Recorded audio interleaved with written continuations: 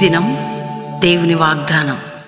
ఈ ఉదయకాల సమయంలో ఈ దినం దేవుని వాగ్దానం అనే చక్కటి ఆత్మీయ కార్యక్రమానికి ప్రేమతో ఆహ్వానిస్తూ బాగున్నారా? పొద్దున్న లేస్తున్నారా? అద్భుతంగా మరి బెల్లంపల్లి సభలు ఫ్రైడే, సాటర్డే, సండే కుటుంబాలుగా రండి, పాలు పొందండి, దేవునితో నడవండి, ప్రార్థన జీవితం కలిగి ఉండండి, ఆత్మీయంగా బలపరచబడండి.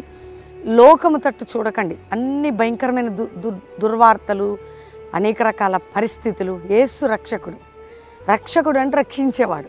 ఆత్మీయంగా, మానసికంగా, ఆరోగ్యపరంగా, ఆర్థిక పరంగా అన్ని విధాలుగా రక్షణ కార్యం.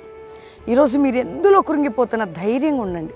దేవుడే నీ బలము, దేవుడే నీ రక్షణ, దేవుడే నీ ఆశ్రయం.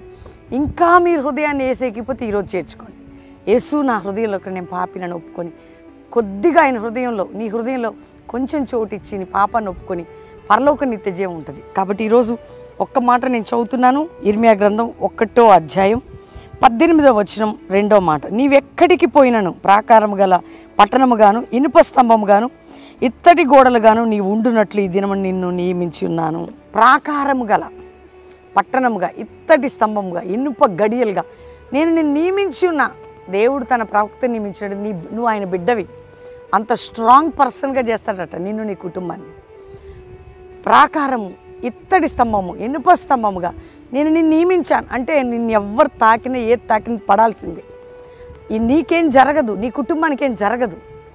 స్టాండర్డ్ పర్సన్గా, స్ట్రాంగ్ బలమైన వ్యక్తిగా దేవుడిని నియమించుకున్నాడు. ఎందుకు భయపడుతున్నావు? దైవజనుడా, దైవజనరాలా, దేవుని పిల్లలారా, వాగ్దానం వింటున్న దేవుని బిడ్డలారా, దేవుడు మనకు అన్యాయం చేయడు, మనల్ని మోసం చేయడు. నిన్ను ఒక బలమైనటువంటి, ఒక స్ట్రాంగ్ అంటే ఏమంటారు, ఒక బలవంతుని ఎదుర్కొనే బలం నీకు ఇచ్చాడు దేవుడు. అక్కడ ధైర్యంగా ఉండండి.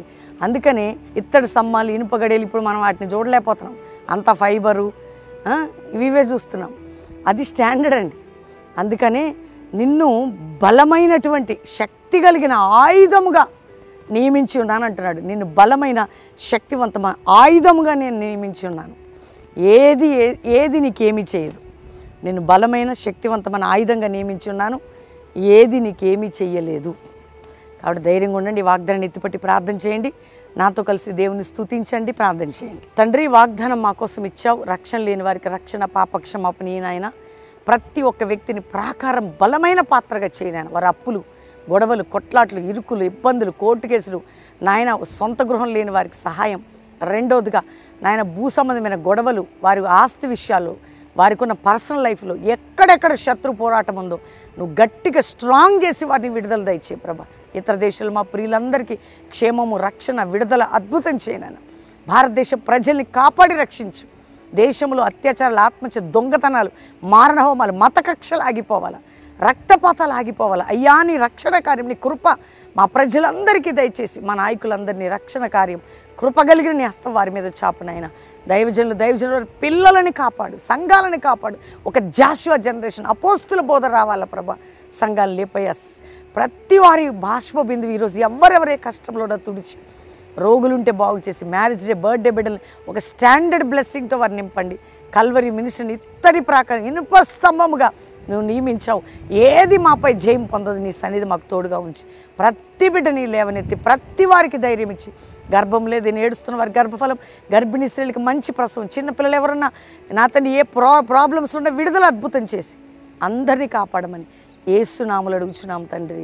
Amen, amen, amen. ఈ వాగ్దానం మీకోసం. అందరు లైక్ చేసి షేర్ చేయండి, మంచి కామెంట్స్ పెట్టండి. ఎస్పెషల్లీ మరి ఫ్రైడే ఈ రోజు నుండే మీటింగ్స్ బెల్లంపల్లిలో, ఉజ్జీవ సభలు, కుటుంబాలుగా పాలు పొంది దేవుని దీవెనలు పొందండి. దేవుడు మీ అందరినీ దీవించును గాక. ప్రైజ్.